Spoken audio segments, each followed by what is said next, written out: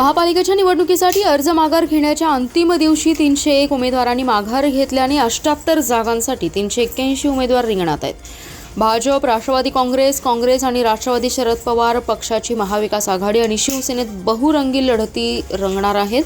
राष्ट्रवादी काँग्रेस शरद पवार पक्षाच्या सांगलीतील 2 उमेदवारांनी माघार घेतली, तर मिरजेतील प्रभाग क्रमांक 7 मधील काँग्रेसच्या उमेदवार गायत्री कल्लोळी यांनी निवडणुकीतून माघार घेतले, तर याच प्रभागातील शुभांगी देवमाने यांनी काँग्रेसचा AB फॉर्म माघार घेत जनसुराज्य पक्षाकडून निवडणूक लढवण्याचा निर्णय घेतलाय. महापालिकेच्या निवडणुकीसाठी 1062 जणांनी अर्ज दाखल केले होते. त्यामध्ये भाजप 78, काँग्रेस 34, राष्ट्रवादी काँग्रेस अजितदादा 33, राष्ट्रवादी काँग्रेस शरद पवार पक्ष 22, तर शिवसेना 65, तर मनसेने 33 जागांवर उमेदवार उभे केले होते. दाखल झालेल्या अर्जांची छाननी झाली. यामध्ये 127 अर्ज अपात्र झाले होते, तर 682 उमेदवारांचे 935 अर्ज पात्र झाले होते. गुरुवारी व शुक्रवारी अर्ज माघार घेण्याची प्रक्रिया पार पडली. या दिवसात 301 उमेदवारांनी माघार घेतले, तर 381 उमेदवार रिंगणात आहेत. यामध्ये भाजप 78, काँग्रेसचे 29, राष्ट्रवादी काँग्रेस शरद पवार पक्षाचे 19, राष्ट्रवादी काँग्रेस अजितदादा 32, तर एक पुरस्कृत असे 33, शिवसेनेचे 63 आणि उबाटा मनसेचे 33 उमेदवार रिंगणात असून अर्ज माघार घेण्याच्या अंतिम दिवशी सांगलीवाडीतून हर्षदा हरिदास पाटील आणि माजी नगरसेविका अपर्णा कदम यांनी माघार घेतली. या ठिकाणी काँग्रेसचे 2, तर राष्ट्रवादी शरद पवार गटाला 1 अशी आघाडी केली आहे. तर मिरज येथील प्रभाग क्रमांक 7 मधून काँग्रेसच्या उमेदवार गायत्री कल्लोळी यांनी माघार घेतली, तर माजी नगरसेविका शुभांगी देवमाने यांना काँग्रेस आणि जनसुराज्याचा AB फॉर्म होता. त्यांनी काँग्रेसचा AB फॉर्म नाकारत जनसुराज्याचा AB फॉर्म स्वीकारला. तर शिवसेनेच्या प्रभाग क्रमांक 15 मधील उमेदवार आरती वळवडे, प्रभाग क्रमांक 18 मधील मीनाक्षी भोसले यांनी माघार घेतली. याबरोबर काँग्रेसच्या माजी नगरसेविका मदिना बारूदवाले, प्रियांका बंडगर, माजी नगरसेवक बाळाराम जाधव यांनी प्रभाग 9, माजी नगरसेवक मुन्ना कुर्णे यांनी प्रभाग क्रमांक 10 मधून माघार घेतली आहे. महापालिका निवडणुकीसाठी भाजपच्या प्रचाराचं रणशिंग मुख्यमंत्री देवेंद्र फडणवीस यांच्या उपस्थितीत सांगलीत उद्या फुंकलं जाणार आहे. स्टेशन चौकात मुख्यमंत्री फडणवीस यांची जाहीर सभा होणार असून त्याची जय्यत तयारी सुरू आहे. प्रचाराच्या पहिल्याच दिवशी मुख्यमंत्री येत असल्याने भाजप कार्यकर्त्यांमध्ये उत्साहाचं वातावरण आहे. शहराच्या विकासाबाबत मुख्यमंत्री नेमके काय बोलणार याकडे मतदारांचं लक्ष लागले. यावेळी पालकमंत्री चंद्रकांत दादा पाटील यांच्यासह नेते उपस्थित राहणार आहेत.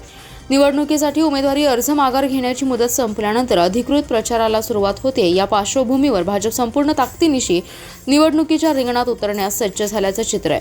प्रचाराचा शुभारंभ सांगलीतील गणपती मंदिरासमोर करण्यात येणार असून त्यानंतर प्रचाराचा नारळ फोडून राजवाडा चौक मार्गे स्टेशन चौकात ही पदयात्रा पोहोचणार असून तेथे मुख्यमंत्री देवेंद्र फडणवीस यांची जाहीर सभा होणार आहे. या सभेला पालकमंत्री चंद्रकांत दादा पाटील यांच्यासह भाजपाचे अनेक वरिष्ठ नेते उपस्थित राहणार आहेत.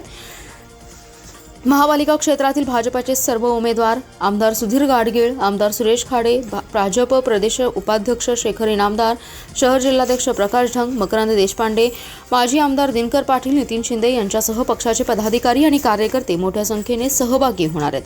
मुख्यमंत्री फडणवीस यांच्या सभेने भाजपाच्या प्रचाराला जोरदार सुरुवात होणार असून आगामी काळात शहरात प्रचाराची रणधुमाळी आणखी तीव्र होण्याची शक्यता दिसते. पेठ ते सांगली या राष्ट्रीय महामार्गावरील आष्टा शहराच्या बाहेर असलेल्या डांगे कॉलेज बस थांब्याच्या अलीकडे आडव्या आलेल्या आयशर ट्रकची धडक वाचवण्याच्या प्रयत्नात बोलेरो दुभाजकाला धडकून भीषण अपघात झालाय.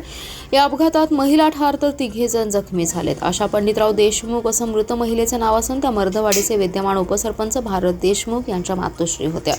पंडितराव भाऊसो देशमुख, पूनम विकास पाटील, सुमित्रा अनिल लवटे अशी जखमींची नावे.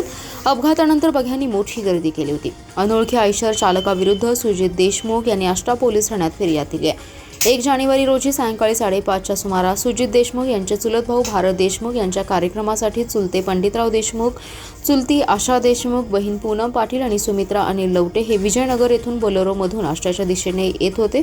पेठ सांगली रस्त्यावर डांगे कॉलेज बस थांब्याच्या जवळ सर्वोदय कारखाना रोडने आलेला अनोळखी आयशर चालकाने आयशर ट्रक त्यांच्या आडवा चालवला. या ट्रकची धडक वाचवण्याच्या प्रयत्नात बोलेरो चालक पंडितराव देशमुख यांनी बोलेरो उजव्या बाजूस घेताच दुभाजकाला धडक बसून अपघात झाला. या अपघातात पंडितराव देशमुख यांच्या डोक्याला आणि दोन्ही पायाला, तर पूनम पाटील, सुमित्रा अनिल लवटे यांच्या डोक्यास मार लागून त्या गंभीर जखमी झाल्या. आशा देशमुख यांच्याही डोक्यास मार लागला. त्यांच्यावर मिरज येथे उपचार चालू असताना सायंकाळी 6:30 वाजताच्या दरम्यान त्यांचा मृत्यू झाला. तर बोलेरो 4 चाकीचे अंदाजे 40,000 रुपयांचे नुकसान झाले. अपघातानंतर आयशर चालक आयशरसह पसार झाला. जत शहरात पिसाळलेल्या मोकाट कुत्र्याने धुमाकूळ घालत नगरसेवकासह 9 जणांना चावा घेतल्याची घटना घडली। या घटनेमुळे काही काळ शहरात गोंधळाची स्थिती निर्माण झाली। जखमींवर जत ग्रामीण रुग्णालयात उपचार सुरू असून काही जणांना प्राथमिक उपचार करून घरी सोडण्यात आले। जत शहरातील आंबेडकर नगर, महाराणा प्रताप चौक आणि सातारा रोड परिसरात या पिसाळलेल्या कुत्र्याने नागरिकांवर हल्ले केले। कुत्रा अचानक नागरिकांच्या अंगावर धावत जात असल्याने परिसरात भीतीचे वातावरण पसरले। या घटनेत दिनेश सुभाष मानवर, श्रद्धा मदनराव माने पाटील, शारदा आवटी, रमेश साबळे, फारुख मुल्ला, सुखदेव हिप्परकर, प्रतीक वळसंग, नगरसेवक भूपेंद्र कांबळे व मुनिवार शेख हे जखमी झालेत। काही जखमींच्या जखमा खोलवर असून वैद्यकीय उपचार सुरू आहेत। घटना लक्षात येताच नागरिकांनी कुत्र्याचा पाठलाग केला, तसेच आरडाओरड करून इतरांना सावध केलं।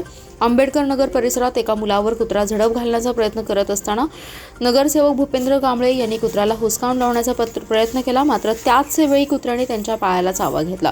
दरम्यान या पिसाळलेल्या मोकाट कुत्र्याचा तातडीने बंदोबस्त करावा, तसेच शहरातील मोकाट कुत्र्यांच्या समस्येकडे नगरपालिकेने गांभीर्याने लक्ष द्यावे अशी जोरदार मागणी नागरिकांकडून करण्यात येते। महापालिका निवडणुकीच्या प्रचाराचा श्री गणेश उद्या मुख्यमंत्री देवेंद्र फडणवीस यांच्या उपस्थितीत होणार आहे। सांगलीचे आराध्य दैवत गणपती मंदिरासमोर प्रचाराचा नारळ फोडून पुढे शहरातील स्टेशन चौक येथे त्यांची सभा होणार आहे। मुख्यमंत्र्यांच्या दौऱ्यात कोणतीही गडबड होऊ नये यासाठी पोलिसांनी विशेष खबरदारी घेतली आहे। पोलीस अधीक्षक आणि अप्पर अधीक्षकांच्या नेतृत्वाखाली 3 पोलीस उपअधीक्षक, 10 पोलीस निरीक्षक, 39 सहाय्यक पोलीस निरीक्षक आणि 450 पोलिसांची नियुक्ती करण्यात आली आहे। आज पोलीस अधीक्षक संदीप घुगे, अप्पर अधीक्षक कल्पना बारावकर यांनी स्वतः मुख्यमंत्र्यांच्या सभेच्या ठिकाणी जाऊन सर्व व्यवस्थेची पाहणी केली। जिल्हा परिषदेची लांबलेली निवडणूक पुढील आठवड्यात जाहीर होणार असल्याच्या पार्श्वभूमीवर कामे मार्गी लावण्याचा सपाटा सुरू आहे। बांधकाम विभागाच्या वतीने देण्यात येणाऱ्या कामांचं कामवाटप शुक्रवारी करण्यात आले। सुशिक्षित बेरोजगार अभियंते आणि मजूर सोसायट्यांना 1,89,00,000 रुपयांच्या 35 कामांचं वाटप करण्यात आलं। यामध्ये मजूर सोसायट्यांना 56 लाख रुपयांची 7 कामे तर 28 सुशिक्षित बेरोजगार अभियंत्यांना 1,31,00,000 रुपयांचं कामांचं वाटप झालंय। जिल्हा परिषदेच्या वसंतराव पाटील सभागृहात बांधकाम विभागाच्या काम वाटप समितीची बैठक संपन्न झाली। काम वाटप चिठ्ठी सोडतद्वारे करण्यात आले। या बैठकीस काम वाटप समितीचे अध्यक्ष तथा जिल्हा परिषदेचे अतिरिक्त मुख्य कार्यकारी अधिकारी मनोज जाधव, कार्यकारी अभियंता कुंडली कुबाळे, उपमुख्य कार्यकारी अभियंता शैलजा गायकवाड यांच्यासह मजूर सहकारी संस्थांचे प्रतिनिधी आणि सुशिक्षित बेरोजगार अभियंता संघटनेचे प्रतिनिधी उपस्थित होते। सर्वोच्च न्यायालयाने 31 जानेवारीपूर्वी स्थानिक स्वराज्य संस्थांच्या निवडणुका घेण्याचे आदेश दिले। तब्बल 4 वर्षांपासून जिल्हा परिषदेची निवडणूक लांबली आहे। नगरपालिका आणि नगरपंचायतींच्या निवडणुका पार पडल्यानंतर महापालिकांची रणधुमाळी सुरू झाली आहे।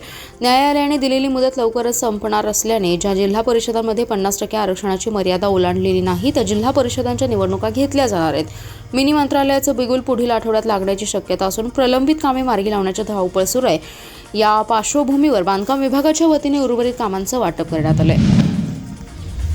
4 वर्षाच्या नातवाला घेऊन आजोबा फिरायला निघाले होते। दुचाकी घेण्यासाठी आजोबा गेले तेवढ्यात रस्त्यावरील भटक्या कुत्र्याने त्या लेकरावर हल्ला चढवला। त्याच्या कपाळावर चावा घेत अक्षरशः लचके तोडलेत। आज सायंकाळी 5च्या सुमारास व्यंकटेश नगर येथे ही दुर्दैवी घटना घडली आहे। आयुक्तांच्या निवासस्थानासमोर ही घटना घडली असून पालिका प्रशासनाविरोधात रोष व्यक्त केला जातोय। दरम्यान जखमी बाळावर खासगी रुग्णालयात उपचार सुरू आहेत। मल्टिप्लेक्स जवळ व्यंकटेश नगर येथे कुटुंब राहतं। 4 वर्षाच्या नातवाला घेऊन आजोबा फिरण्यासाठी जाणार होते।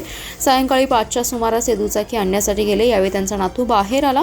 रस्त्यावरील मोकाट कुत्र्यांनाही त्याच्यावर हल्ला चढवला, त्याचे लचके तोडले। त्यानंतर त्या मुलाच्या आईने आरडाओरडा केला। तो मुलगा रक्ताच्या थारोळ्यात पडला होता। त्याला उपचारासाठी तातडीने शासकीय रुग्णालयात दाखल करण्यात आलं। दरम्यान शहरात गेल्या अनेक वर्षांपासून मोकाट कुत्र्यांचा धुमाकूळ सुरू आहे। नसबंदी नावाला असल्याने नागरिकांवर हल्ले होत आहेत। आयुक्तांच्या निवासस्थानाजवळ आता घटना घडली। याबाबत पालिका प्रशासनाने तातडीने उपाययोजना कराव्यात अशी विनंती त्या बाळाच्या आजोबांनी डोळ्यात पाणी आणून केली आहे।